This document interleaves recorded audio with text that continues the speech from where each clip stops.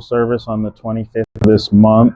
So this is part of a larger national day of awareness about the importance of preserving and protecting reliable mail service and standing together during a critical time for postal employees and the country.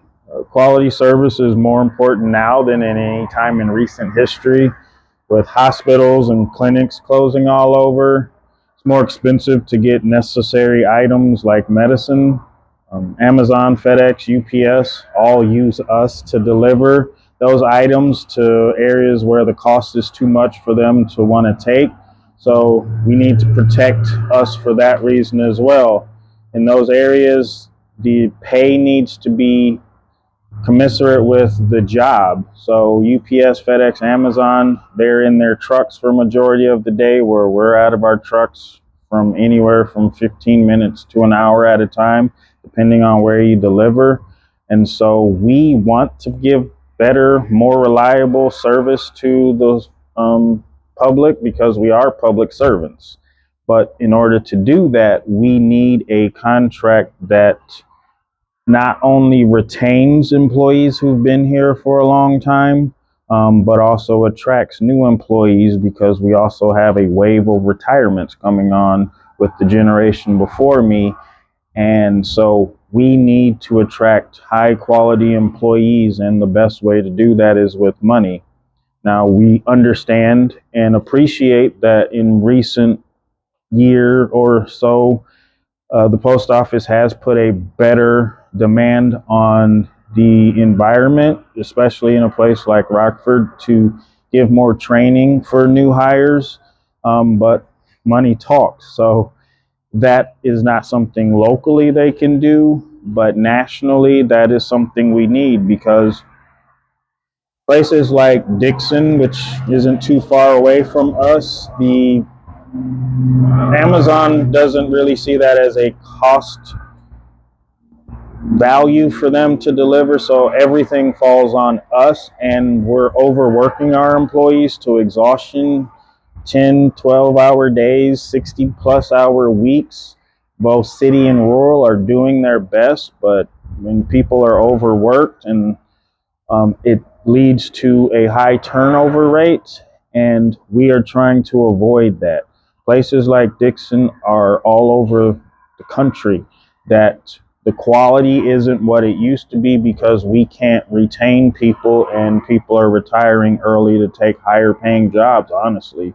A place like Madison, you can start at a place like Quick Trip for around the same money with a signing bonus, and you're not out in the elements. And so those are the things we're fighting. Places like San Francisco to Boston can't even keep people who have been there for 10, 15, 20 years who are at max salary, but it doesn't provide you with what you need to actually live. There are massive amounts of postal employees who are homeless because the pay is not commensurate with inflation. And that's all we're saying, is we've gone up 1.3%, but inflation's gone up in 8 to 10% in some places, more than that. And so employees, it's not just about attracting new ones, it's about keeping the ones we have, because they love this job, they love their service to the public. We have an overwhelming amount of veterans who want to continue in that public service thing, National Guard people, and they can't keep the job because it's not keeping up with inflation. And so these are all things the public needs to be aware of. And if we somehow go away because the quality and the employment isn't great, Amazon, UPS, FedEx are all going to raise their prices. We are run like a service when it comes to being able to raise rates to keep up with inflation, but we're run like a business when it comes to wanting, to look at the bottom line. And so nobody looks at the military and says how much they're losing and how much it costs to run it, because we all understand it's a service. But we need the public to understand we're asking for things not just because we want higher pay, but because we need it to continue and increase the quality of service by increasing the quality of people that we both keep and can hire. So we need the public to understand that with us going away, it only is going to increase your costs for delivery from other companies. You've all seen Prime takes its prices up every year, it seems like, and that's going to continue, but only at a higher rate if we're not here to offset their cost, because they don't want to pay us a certain amount to deliver, but they just want the post office to eat those losses, which the post office is designed to do because it's a service. It's not a business. So whereas Amazon gets to operate like a business and capitalism all the way with bailouts from the country, we don't get the bailouts, and we don't get to run our business like a corporation. We have to run it like a service, but then we're judged differently as well. And so we need the public to have our support. We want to be there for you. We want to give you what you deserve, but part of that is keeping the post office as a service running and giving us what we have worked for.